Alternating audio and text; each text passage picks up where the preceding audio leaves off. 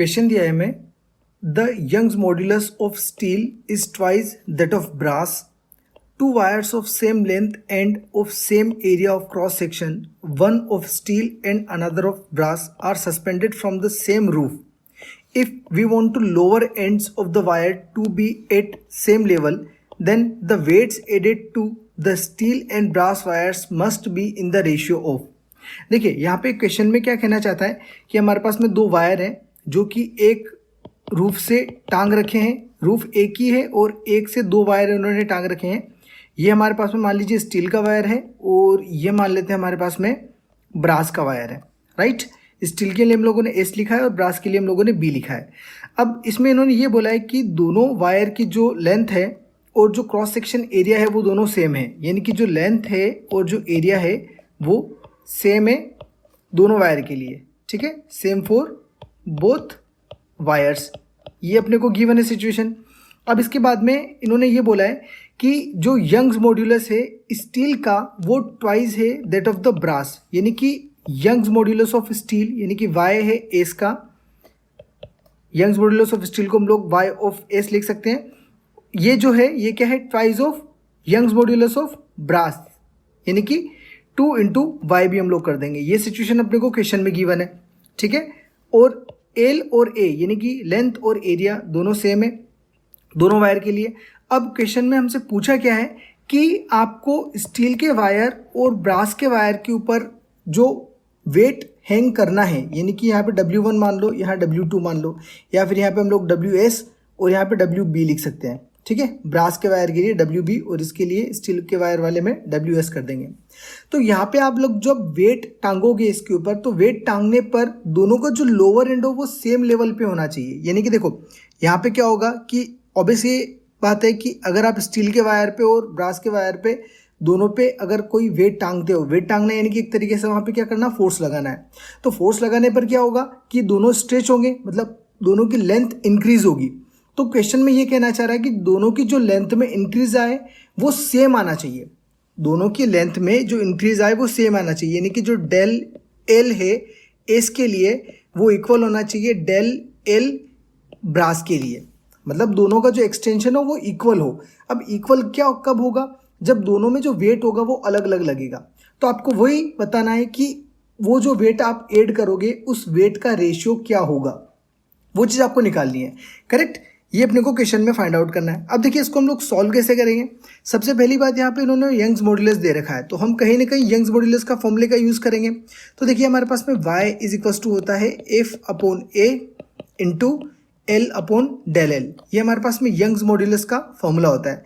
अब अगर हम लोग स्टील के वायर के लिए यंग्स मॉड्यूलस वाला फॉर्मूला लगाएं तो Y S is equal to हमारे पास में क्या हो जाएगा. देखिए एफ की जगह पे हम लोग क्या लिख सकते हैं, यहाँ पे हम लोग पुट कर देंगे डब्ल्यू एस, क्योंकि हम लोग यहाँ पे क्या डब्ल्यू वेट टांगेंगे. अपॉन में एरिया की जगह पे आ जाएगा ए इंटू एल की जगह पे हम लोग लिखेंगे एल अपॉन डेल एल की जगह हम लोग लिख सकते हैं डेल एल एस. करेक्ट, क्योंकि जो लेंथ में इंक्रीज होगा वो डेल एल एस होगा स्टील के वायर के लिए. और ए और एल यानी कि जो एरिया है और एल है ये हम लोग सेम रखेंगे क्योंकि क्वेश्चन में बोला है कि दोनों वायर के लिए सेम है. तो यहाँ से हम लोग क्या कर सकते हैं, देखिए डेल एल एस जो है इसको हम लोग अगर यहाँ पे रखें तो del L S is equal to क्या हो जाएगा, W S upon A into L upon Y S. ठीक है, क्योंकि हम लोगों ने यहाँ पे क्या किया, जो डेल एल एस है इसको हम लोगों ने वाई एस की जगह पे और वाई एस को डेल एल एस की जगह पे पुट कर दिया. तो ये हमारे पास में आ गई इक्वेशन फर्स्ट.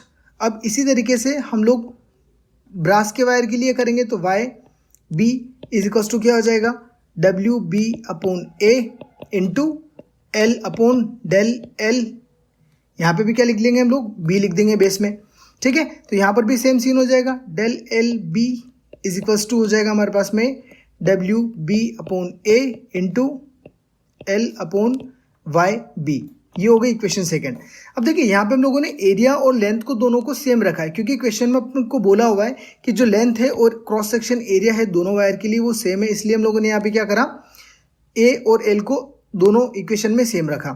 अब यहाँ पे देखिए अपने को करना क्या है, यहाँ पे डब्ल्यू एस के लिए और डब्ल्यू बी यानी कि वेट एस में और वेट बी में इन दोनों का अपने को रेशियो निकालना है. तो क्वेश्चन में अपने को कंडीशन क्या दे रखी है कि जो दोनों की लेंथ में चेंज आएगा वो क्या आएगा, सेम आएगा। यानी कि हमारे पास में क्वेश्चन में गिवन क्या है, del L S equal to है डेल एल बी के, ये अपने को क्वेश्चन में गिवन है। ठीक है, तो देखिए यहाँ पे हम ये वाला एल एच एस है, ये वाला आर एच एस है, अगर इन दोनों को इक्वल पुट करते हैं तो डेल एल एस की वैल्यू क्या है हमारे पास में, इसका आर एच एस हमारे पास में ये गिवन है, तो इसको हम लोग यहाँ पे पुट कर देंगे। ये हो जाएगा W S upon A into L upon Y S equal to में हो जाएगा डेल एल बी की जगह पे हम लोग क्या पुट कर देंगे, सेकेंड इक्वेशन का आर एच एस पुट करेंगे, यानी कि W B upon A into L upon Y B, ये हमारे पास में सेकेंड इक्वेशन के लिए हो जाएगा। करेक्ट। अब देखिए यहाँ पे जो जो चीज़ें कट रही है उसको हम लोग कट कर सकते हैं। यहाँ से एल एच एस में एल से आर एच एस का एल कट हो जाएगा, इधर में ए से इधर का ए कट हो जाएगा, उसके बाद में हमारे पास में क्या बचेगा, W S upon Y S equal to W B upon Y B. Correct. अब देखिए अगर आप इसको आगे सिंप्लीफाई करोगे तो हमको क्या मिल जाएगा, डब्ल्यू एस के अपॉन में हम लोग ये डब्ल्यू बी लिख सकते हैं, इसको इधर भेज देंगे और ये वाला जो टर्म है इसको इधर ले आएंगे, मतलब ये हो जाएगा अपने पास में डब्ल्यू बी और ये जो है वाई एस इसको हम लोग इस तरफ भेज देंगे, एरो उल्टा बन गया उसमें, ऊपर की तरफ भेज देंगे इसको, तो ये हो जाएगा हमारे पास में Y S upon Y B. Right. अब देखिए इसको हम अगर आप ध्यान से देखो तो ऊपर जो क्वेश्चन में अपने को गिवन था Y S equals to 2 into Y B, मतलब कि जो यंग्स मॉड्यूलस स्टील का वो है ट्वाइस है किसके, यंग्स मॉड्यूलस ऑफ ब्रास के। तो यहाँ पे हम लोग क्या करेंगे, जो वाई एस है वाई एस की जगह क्या पुट कर देंगे, W S upon W B, तो एज इट इज रह जाएगा equal to 2 into Y B लिख देंगे, अपॉन में Y B as it is आ जाएगा, वाई बी से वाई बी कैंसिल आउट, ये क्या हो गया हमारे पास में W S upon W B is equals to ऊपर बचा 2, नीचे कुछ नहीं है तो 1 हो गया। तो हमारे पास में जो रेशियो है वो क्या है, 2:1। अगर हम इसको हमारे ऑप्शन से मैच करें तो पहला वाला जो है वो करेक्ट ऑप्शन आ रहा है, तो A is the correct answer. Okay.